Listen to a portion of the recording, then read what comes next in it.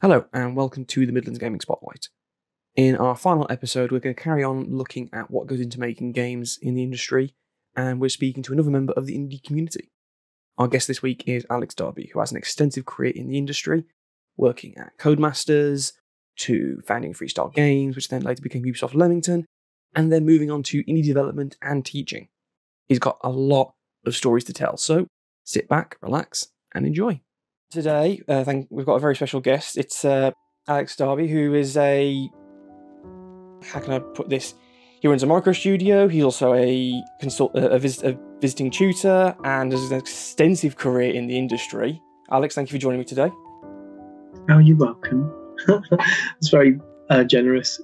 I mean, yeah, I've got an extensive career in the industry. Let's be frank. Well, yeah, I know. The TV's big, but it's mostly just because I'm old. Maybe that's a bit, what's the word I'm looking for? Modest, but I don't know. We'll see. Well, then, why don't we start with, can you give us like a brief overview of your career? Yeah, so I started working in the game industry in 1996, more or less got into it by fluke. I basically, when I was doing my degree, I did computer science, joint honours with artificial intelligence and psychology. I didn't really know what to do with my life, and I like computers, I like psychology. Artificial intelligence sounded interesting, so I went off and did that. And at the time, it was when the SNES and the Mega Drive were the main consoles, right? And like PCs, and I guess the Amiga was still sort of knocking about, but like everything was programmed in assembly language. And because I deliberately avoided, to be fair, my course didn't have anything to do with that. I sort of assumed like video games were, even as a person doing a degree in programming, it just never occurred to me video games were a thing I was going to be able to do. I got to the end of my third year, and I was talking to my tutor, like, I was saying to him, I don't really want to be writing like font menus for Microsoft Word for the rest of my life. What am I going to do? And it's like, oh, well, a friend of mine works for Gremlin Graphics, who were sort of one of the big British publishers of the 80s and early 90s. I guess even mid-90s, I think they went in like the early 2000s. Anyway, he's really worked for them. And he was like, well, you could go and work for them. They're recruiting for... Because what happened was, when I was in my third year, the PlayStation came out. And that changed... It changed the landscape of video games, not just because of what it was and what it did, and the fact that it sort of brought everything to a bit more of a mature audience and all that other stuff. From the point of view of game development, the big difference was that the PlayStation had to be programmed in C. Like, they wouldn't let you program it in an assembler to start with. Okay. And I guess it was to make sure that it was going to be backwards compatible, but whatever. They had their libraries and you had to use them, and that was that. So because it was a bit more powerful and it had 3D graphics and all of this stuff, suddenly game companies were like, oh, maybe we should start recruiting for graduates who know more about like AI or 3D graphics or whatever. So a lot of companies just started recruiting, and the PlayStation started to take off, and suddenly it was a thing that I could do. And so I was like basically completely obsessed with trying to find somewhere to have a job in the game industry. And so I applied to like Rare and Codemasters and a bunch of other places. I got a job at Codemasters in the end. But like the story of that's relatively long, in that like I failed the programming test the first time around. So I wrote a letter to Richard Darling, who was one of the two brothers who ran the company, and told him their programming test was rubbish. Well, it was, to be fair. I said, look, it doesn't really test anyone's ability to program, and I think it's really unfair. Because I spoke to him on the phone. He said, look, I'm really sorry. We thought you interviewed really well, but your programming test score was just too low, and we've got like a cut-off score. And I was like, okay, fine. So about 2 weeks later, he rang me up and said, look, we've taken what you said seriously, and actually we sort of agree that maybe it isn't the most useful test of programming ability. So what we're going to do is, they bought like a test in from somewhere like MIT or whatever, and it was a test of like theoretical intellectual ability to program, rather than, because the original programming test that I took was a couple of really cool bits that I did all right on, and then this really dumb bit where it was just like loads of random bits of C that had bugs in it, like just single lines of C. It's like, where are all the bugs in this? And it's like, the thing is, you debug stuff with the debugger, and the compiler tells you when things are wrong, like out of context on a bit of paper. It's just, and they were all sort of weird. Anyway, the long and short of it is, after complaining, which is, again, I'm not saying this is a good way to get a job, it really isn't. I told them that their programming test was rubbish. They made a new programming test. I passed that and I got a job. So that was 96. And I worked at Codemasters for 4 years. Started off as a prototyping programmer, which is essentially making games, making prototypes of games that they wanted to make. Back in those days, it was very sort of marketing driven. So they would do market research and find out what the popular things were. That's where Colin McRae Rally, Tucker Touring Cars, all of those things came from. And our job was to make little prototypes to find out whether the thing was going to be a viable thing to make a game out of. And then if it was, the prototype would sort of get given to a dev team, and then they would make a game out of it. So that sort of slowly evolved into the design department, and I became a designer there. I stayed doing that till 2001. Then I left Codemasters, went to work for a little company called Smart Dog, who are no longer around. And I was sort of their AI programmer for one game, and then I became the sort of head of their tiny little design department for about 9 months before the company went bust. And that was during the dot-com boom, so like basically loads of companies went bust around then, and everybody jumped onto PlayStation 2 too early. Like everyone was like, "Oh my god, PlayStation 2 is going to be amazing." There was there were like 200 million PlayStations, right? And everyone jumped onto PS2, and nobody had bought it. So it was just a really dumb move. Like loads, like in that first year. So at that point, when Smart Dog went bust, I was like the first employee of a company called Freestyle Games. Oh, yeah. I wasn't technically a founder, but I was the first employee, and I became a shareholder. And during the first 18 months that we were running Freestyle, like 20-something companies in the UK went bust. God. You know, like companies that had been around since the Spectrum days. Like it was quite sad, really. But I mean, it was just what was happening. Yeah. Like the consolidation, games were getting more expensive to make. People didn't necessarily have the internal teams size to do it. And so anyway, I stayed at Codemaster. We ran Freestyle for I don't know. I left Freestyle in 2010 after I'd been there for like the best part of a decade. I think they kept going a few years afterwards, because I know they made Guitar Hero Live as well. Yeah. So Guitar Hero. So we invented DJ Hero, which is like and then we sold the company to Activision off the back of inventing DJ Hero. And then I left shortly after the second DJ Hero game to become a stay-at-home dad, and Freestyle sort of had a bit of a rocky wobbly bit for a while. Like DJ Hero, because it was sort of a peripheral game, it suffered when the crash happened in 2008, 2009, and it never really did as well as it should have done. Like it's a really good game, but it just never quite sold how they wanted it to.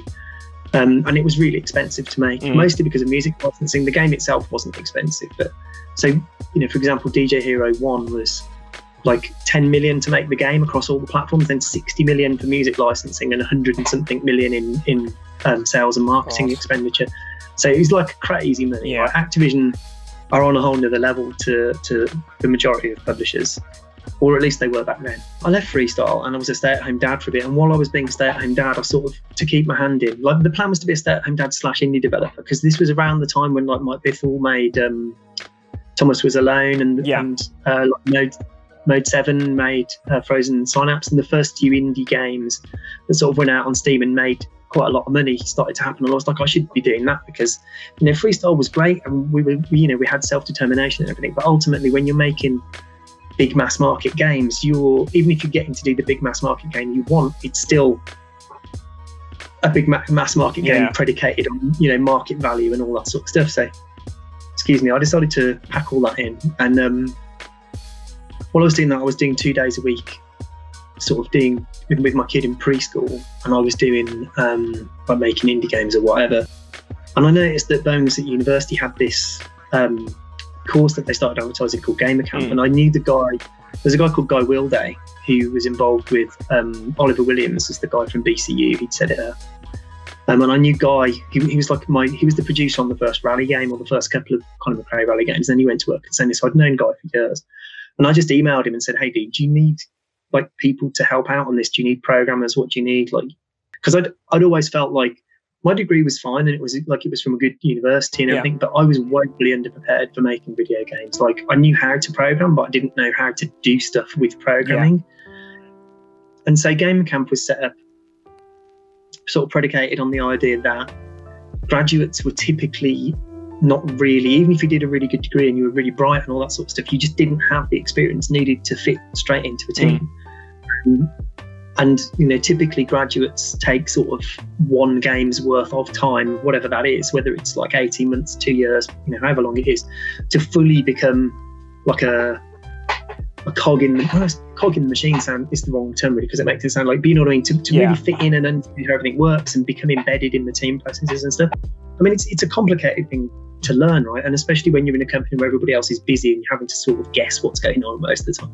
So the idea of Gamer Camp was to really just sort of drill into that process and provide a master's level course that would give people the same level of experience as sort of people who've been working in the industry for maybe a year or 18 months. Again, after a while, my kid went to school and like he was not in the house 5 days a week. And so I was like, right, Gamer Camp was awesome. But I really wanted to have these games I wanted to make. And again, ironically, I still haven't made them 5 years later. I just decided to go full-time indie. And so I do a bit of visiting lecturing now for Gamer Camp. I deliver some of the courses I used to deliver, but that's really sort of like a tiny, like 10 days out of the whole year. And these days I mostly port people's games for them. So I do, if someone's got a Unity game on PC and they want to put it on consoles, that's typically what I do. That's sort of, I do work for hire porting or, well, I have done. But I've also made a whole game from scratch quite recently. Well, not entirely by myself, but I did all of the programming of it pretty much. And so the most recent game I've made was a game called Road to Guangdong, which is like, so the elevator pitch is it's a Wes Anderson movie set in China in the 90s where you drive around in a car with your grumpy aunt and try and cheer up your family. That's like the game. So it's weird and it's quite out there, but I'm really proud of it. I think we've made something weird and interesting and sort of narratively interesting, and it was nice to make that. But so now I'm working for a company called Roll7, who made Ollie Ollie and the sequels for that, and a game called Laser League. And I can't tell you what we're working on because they're not publicly. It's all hush hush. Yeah, essentially. But I mean, it's hush hush because NDAs and because I promised not to say anything about it, rather than because it's like dangerous or anything. I mean, the games are really cool. Both of the games are really cool, but one of them is like super cool. And Roll7 are really lovely. Like I've been working from home since like 2014, but Roll7 I think they're pretty much the UK's first completely remote dev studio, and they don't even have a physical office anywhere. And so working for them and they're really nice people who are just like really committed to treating people well and not having crunch and just openness and like making sure that the processes support what you're trying to make and stuff. And generally, they're really. I did some work for them, like I say, in 2017 on a game called Laser League, and I was really impressed by their attitude and by the company ethos and stuff. So I was sort of quite keen to work for them again. Okay, fair enough. So that's what I'm doing at the moment, really. That was a very. It wasn't so much a brief. Oh no, I loved it. That was quite an informative summary, and you covered a lot. You covered a load of stuff, and I'm just sat here just listening in awe. Well, I mean, that's the thing is like the longer you're in the game industry, the more bizarre stories you come up with. I could probably just go on. That's why when I read the questions, I was like, oh, that's optimistic. It's not so much optimistic covering them in half an hour in a fundamental sense. It's more with me answering them. I've got a limited ability to précis, and I tend to just go off on random tangents. So I guess from the point of view of what I've done, I've been a programmer making really random little prototypes that nobody saw beyond the people who needed to be convinced that it was a worthwhile thing. I did that for a bit. I was designer for like 5 or 6 years, I guess, in total, and then I've been a programmer. I've done everything from sort of physics to UI to tool chain to exporters for 3D tools. I've written whole engines. Just basically, I guess I sort of specialised as a generalist, like jack of all trades. What happens is like if there's a problem with something, I'm quite fast at getting my head around new stuff. I think I don't know if that's maybe my main aptitude as a programmer, really. And like so, if like at Freestyle, if there was something that nobody wanted to go near, and it was like, oh, they just go give that to Alex, and I'd be like, yeah, all right. And so as a result of that, I ended up becoming like a moderate, like I'm less of a jack of all trades sort of master of none and more of a moderately expert at everything and really expert at 2 or 3 things, like just on pure fluke, really. It's like just being in the right place at the wrong time, if you see what I mean. No, I get you. I get you. Okay. Well, I mean, you already went over a little bit just about sort of like what you do now, but is there anything you can add on to being like what being an indie developer or like a micro studio is like? Yeah, I think the one thing everybody always says when they're asked this question is you have to wear a lot of hats, and it is true. And as an indie, I think really you need to be running things in an agile way, because like there's too much for a tiny team to do. Like games are complicated beasts, and so at any given point you've got like a million things you want to do. You just have to look at them sort of in the cold hard light of like what gives us the most benefit for the least amount of time, and what's the most crucial to what we want the game to be, and sort of just rank order them, which is essentially what agile does. You have a backlog and you fill it up with tasks, and then you rank order those and you work on it. So that's a big part of it. Like anybody who's working in a self-determined mode, you have to have some form of project management, whether it's explicit or not. Even if it's just yourself sitting down every morning and going, that's the next thing on my to-do list, it's the most important one. That's still project management, right? It's just not done with Jira and like a billion other tools and stand-up meetings or whatever. So I guess being an indie, and then the other side of it is that you've still got to run a business, right? So like and there's only me on the payroll, but I still have to sort of pay myself, and I have to, it sounds really onerous, right? Oh my god, you have to log into internet banking and send money. But yeah, I mean, you have to do that, and you have to do organise tax returns, and talk to accountants and like fill in tax forms, and like there's a load of boring nonsense that will get you fined and or potentially sent to jail if you don't do it. So there's all of that stuff. When you're trying to do your own thing, it's like so much more complicated as well, because working with a publisher, they deal with all the stuff like they'll talk to Sony and say, hey, when do we get the release slots, and book all the if you're putting a game on console, it's not as simple as making it. You've got to talk to the first party people at the console. You've got to book in a slot for when you can send it in and they can look at it, and then they do a bunch of tests on it and they give it you back and say that's fine, or it's broken, please fix it. And in fact, actually, that's how I came to be doing what I'm doing, because I was always, every single game I've ever made, I think, has been multi-platform. Okay. And so I've always had to worry about on Sony platforms we call them TRCs, technical requirements checklist. On Nintendo platforms they're called a lot check.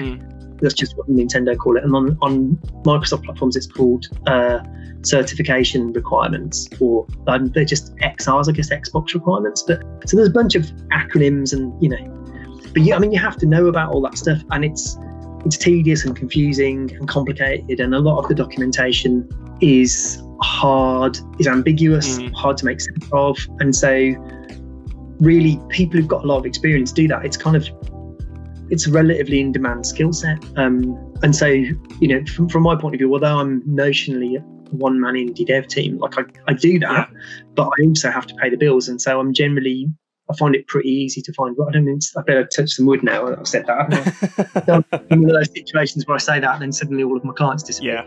But with that being said, you've mentioned a couple of games you've worked on already. Right. Well, the most recent one, which I'm very proud of. I don't know if it's the game I'm most proud of. It might be, just because it's weird and like different. So I'm wondering. But yeah, so go on. Road to Guangdong. What happened was, a friend of mine, as I said, this friend of mine, Steve, was working for a company called Excalibur, and they mostly publish like weird simulatory games, and they had a bit of a gap in their upcoming roster for one reason or another. And what they wanted to fill it with, they wanted a game where you like fix stuff and drive about and just they said, well, we've got a bunch of games who've done these sort of things, they've sold quite well, pitch us something in that sort of area.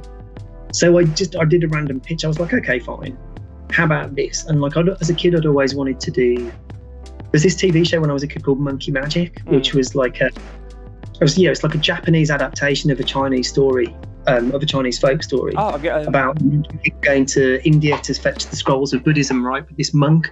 And so I sort of pitched them an idea of retelling Journey to the West, which is the story that Monkey was based on, but like in a modern setting and like in a really sort of off the wall modern setting. So the idea was that like basically it's a student inherits like their family business as a result of their parents dying suddenly, and then they've got to like drive around and visit all the relatives, and just, well, essentially, like I said, the story that was my basic idea, but it was to try and do a sort of a semi-retelling of Journey to the West through that, or like maybe there'd be a lot of parallels. I mean, it wasn't supposed to be an out and out, like a copy. more of an homage, I guess. We already had an artist lined up and a composer, both of whom are people who Steve and I have worked with before. But we didn't have anybody to do the writing. Because it was quite heavily narrative driven, we figured we needed a writer, and we also thought, you know, they've basically got to be Chinese, because otherwise we're not going to be doing this wrong. Exactly. So we sort of hunted around, and Steve posted in some writers forums and message boards, and we talked to a few people, and then we bumped into this lady called Yen, who ended up being the writer, and she just got it. Like, she straight away got what it was. Her family was sort of, although her family live in Malaysia, and she's from, I think she was born in Malaysia and then she moved to the UK. Her parents are from, like, live in Malaysia. Her whole family came from Guangdong, like one generation before that. So they're very much sort of people who know what's going on with the area, and they know all the culture. And, you know, Yen's got a lot of friends and family who recently visited the area, and so that really lent an authenticity to it that we could never have brought to it without her. It sounds like you just had the perfect source of information. So I mean, you, like in Road to Guangdong, you basically drive around in your dad's broken car. That's like, because the other thing is the game's set in the 90s. Like, I figured, like, anytime you want to do like a game about road trips, there's no point setting it in the modern world, because, like, if you want to find something out or you want to talk to someone, you can like ring people up, email, text, WhatsApp. You know, like, we're so connected that finding distant relatives is actually pretty easy in the modern world. And so, like, the point of this game was that, like, it had to be more of a quest. So, you know, you're driving off around this massive area, because Guangdong province is huge. Like, it's sort of the size of France or something, probably bigger than that. Big old place. And people driving around it, trying to locate family members and sort of get their blessing to let you take over the family business, and, like, maybe help them, like, locate other family members who've been estranged or whatever. So yeah, it was sort of that was quite a weird one. It was very much sort of like a meeting of minds and like a melting pot of ideas. Like, what I originally wanted to do with it changed a lot when Yen got involved. Like, she made it much more culturally accurate and sort of made the themes of it more properly Chinese. It's been given the proper authenticity, and like it's really like touching and weird. And like, it doesn't really have a purpose. Like, you can't win. You know, like, you can visit all the relatives before your car breaks. You know, and that's sort of the point of it. Is it's sort of really just, it's about, like, it's a game that's literally about the journey rather than about the conclusion. I mean, obviously it's got like achievements and stuff. So, you know, like, I think there's ways in which, if I'd had more time or more budget or another programmer, there's a lot of things I would have done differently that I think would have made the game maybe. I would have just done some of the interactions differently. But, like, you know, when there's only one programmer and one artist and one writer, there's quite a few compromises in the way that it's presented, which, I mean, again, like, it's probably somewhere between a point-and-click adventure and a visual novel and a game like, do you ever play Killer 7?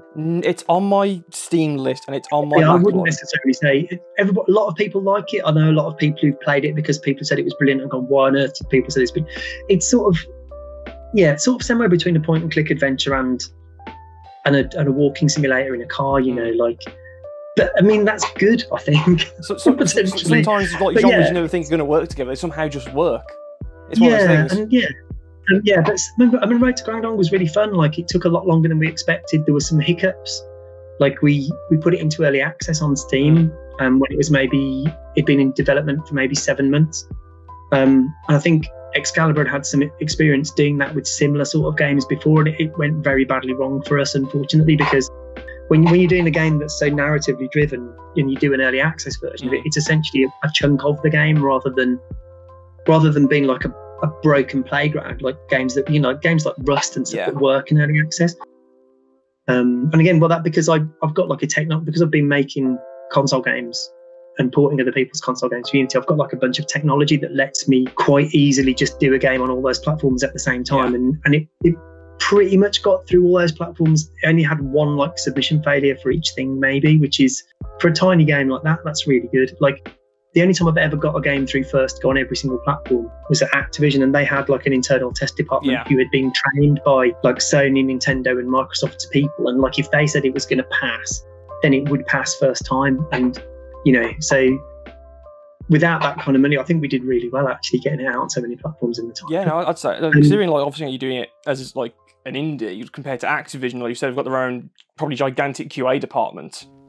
The fact, yeah. I mean, it is. It's genuinely like it's the size of most other companies. Did you want to? Yeah. Should we do the last question? So last question, and this is arguably the most important one for at least the subject of this project in general. Is that what do you think makes the Midlands such an important part and driving force of the UK and worldwide industry? Well, I think, and I'm reasonably sure that I'm right. So, I mean, it is still an opinion, but I'm reasonably sure that this is an accurate opinion. It's like, really, the reason the Midlands is so big, and I mean, it's really down to a couple of clusters that sprung up in the olden days, right? So there was a cluster in the sort of Derby-ish area. Yeah. And then there was obviously Rare in Twycross, and then there was Codemasters and Codemasters being in this area is pure fluke, right? I think there was something like 15 video game companies in the Leamington area, and that was in the late 80s, right? And so you had the Oliver twins who made Dizzy, and you had a bunch of other people who had helped out on various games, like you had Supersonic Studios who subcontracted a lot of the Micro Machines games for platform, for Mega Drive and stuff. And they were springing up all over the place, all around here, and they were sort of, it was almost like what's the word for it? They were sort of sprouting out from Codemasters, right? And so it became a hotbed, and because there were people there, people would move to be close to the people they were working with, and each of those little companies needed more artists or more programmers, so people would move in. So it sort of forms almost like a little bit of gravity. And I mean, there were people, I guess there are companies in Birmingham now, but historically the only one I know of was the people who made Simon the Sorcerer, and they were actually based like near Blake's Barn on the Cross City train line. Okay. But anyway, and then there's obviously Rare and Twycross. But so what sort of happened there was that sort of, I think it was predominantly Codemasters really. Like Rare obviously had an effect, but they were always quite insular, you know. They weren't a publisher as such for most of the time that they were around.